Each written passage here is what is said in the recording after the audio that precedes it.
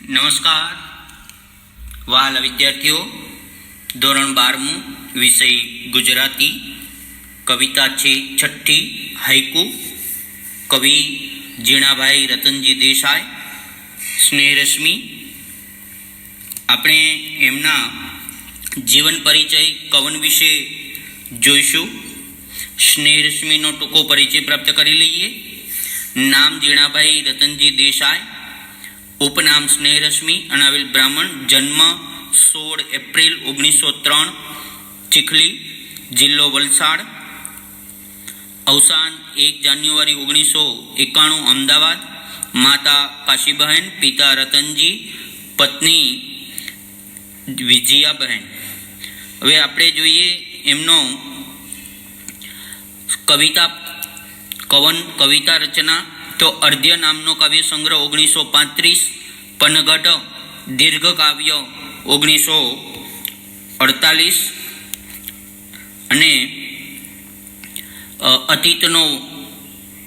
અતીતની પાંખમાંથી 1974, નિજલીલા nonstop કવિતાનો nonsense કવિતાનો પ્રયોગ 1984, ક્ષિતિજે ત્યાં લંબાવ્યો હાથ 1984 ના કાવ્ય સંગ્રહો પ્રગટ થયા છે.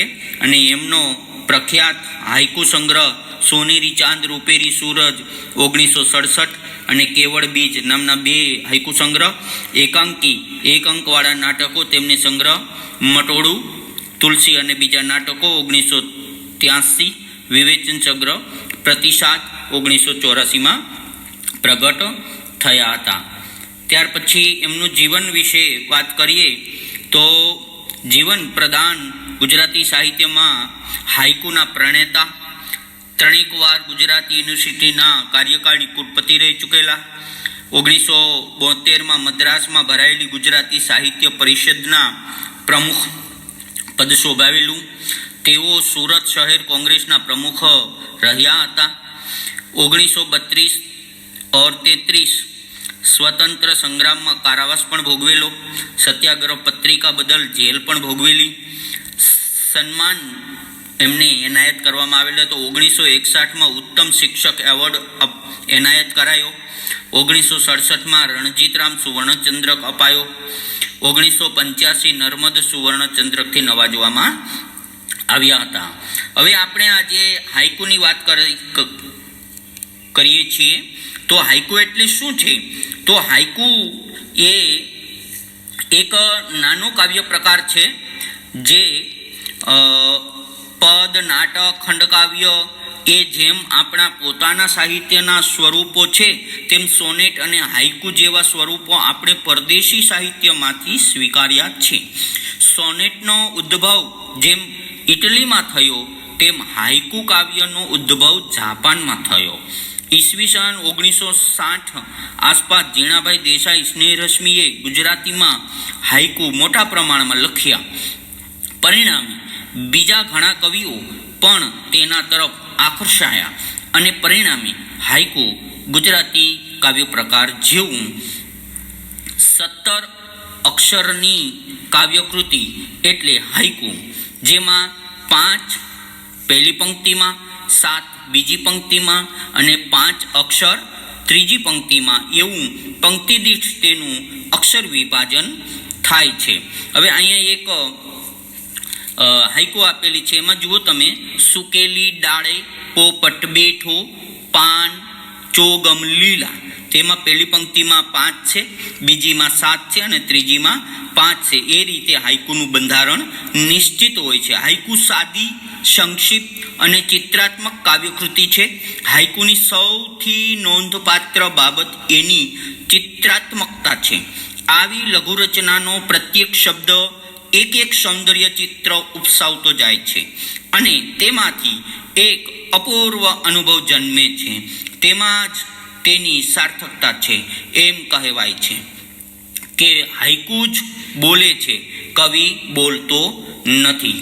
તો આપણે હવે આપણા હાઈકુના જે 10 હાઈકુ આપણા અભ્યાસમાં કાવ્યમાં આપેલી છે તેનું આપણે હવે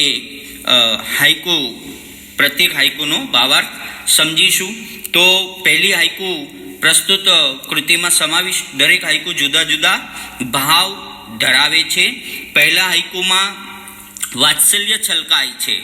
જુઓ, જાગ્યું બાળક પેખી માને મલકી ફરીથી પોઢ્યું, તો અખિલ વિશ્વમાં માની ગોદ એકમાત્ર એવું સ્થાન જ્યાં શિશુ નિર્ભય ભય રહિત પોતે જીવી શકે છે, અનુભવ કરી શકે છે, નિશ્ચિત બની સલામતી અનુભવે છે. એ વાત કવિએ અહીં માના ગોદમાં અને આંખો ખોલી મલકી અને પાછું પોઢી જાય છે, કેવો નિર્ભયતાનો અહેસાસ બતાવેલો જ છે. ત્યાર પછી બીજી હાઈકુમાં કવિએ ફરતી પીંછી અંધકારની દીપ નહીં રંગાય, તો કહેવાનો અર્થ એ છે કે અહીં દીપ અંધકારથી અંજાતો નથી, ડરતો નથી. અંધકારની પીછીથી અંધકાર જાણે છવાઈ રહ્યો છે, પણ દીપ એ અંધકારથી પ્રભાવિત થતો નથી. આપણને સંદેશ આપે છે કે ઘેરા અંધકારની પરવા કર્યા વિના દીપ પ્રજ્વલે છે. એમ સંકટ ગમે તેટલા હો, પ્રશ્ન ગમે તેટલા વિકટ હોય, મારા એકલાથી શું થશે એવો વિચાર કર્યા વિના આપણાથી બનતા તમામ પ્રયત્નોમાં પોતાની તમામ શક્તિઓ કામે લગાડવી, એવો અર્થ, ગર્ભિત અર્થ છે.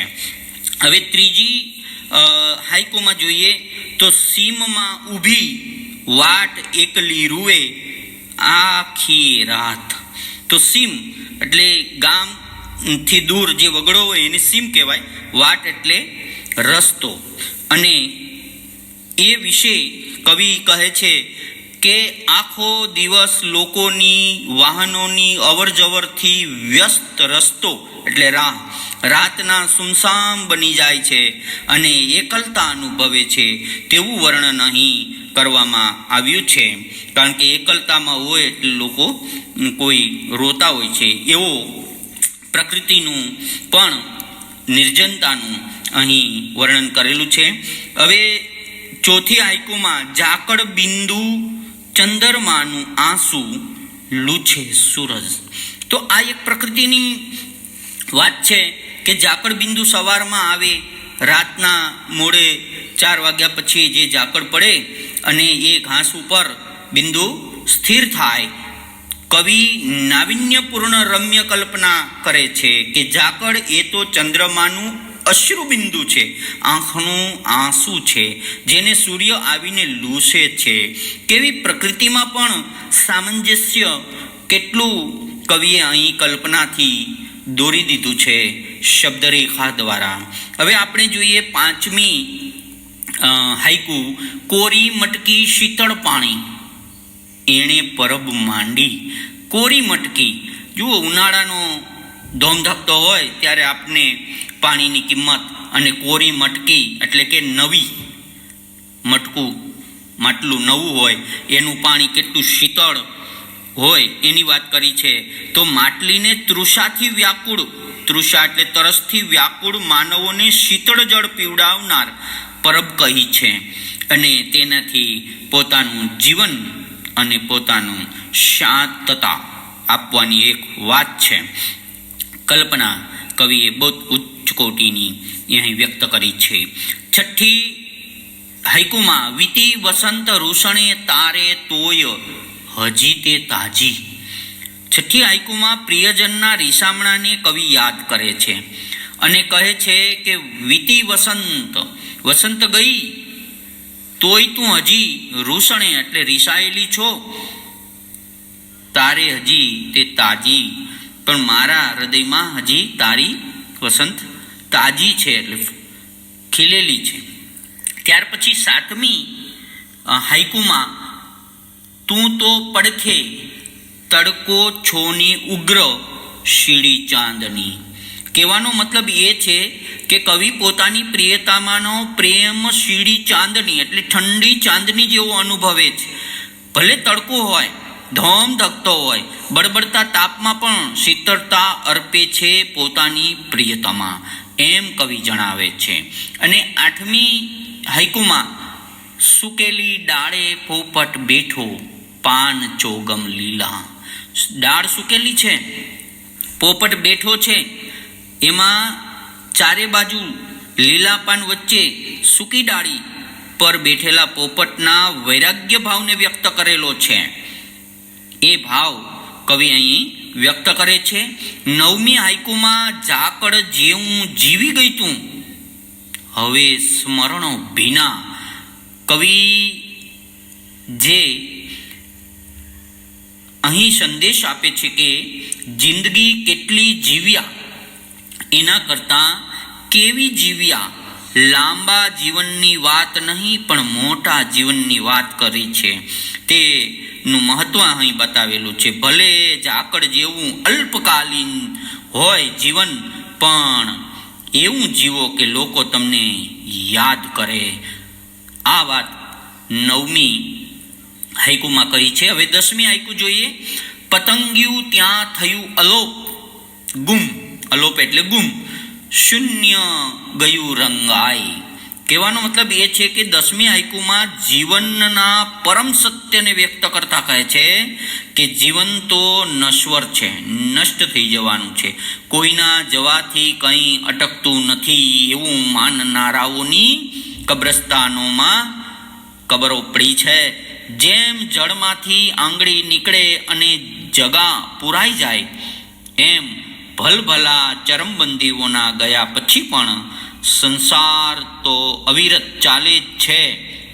માટે મારા વિના તો કંઈ જ ન થાય એવો મિથ્યા ભ્રમ આપણે ન સેવવો જોઈએ. એવો સંદેશ અહીં કવિ અલગ અલગ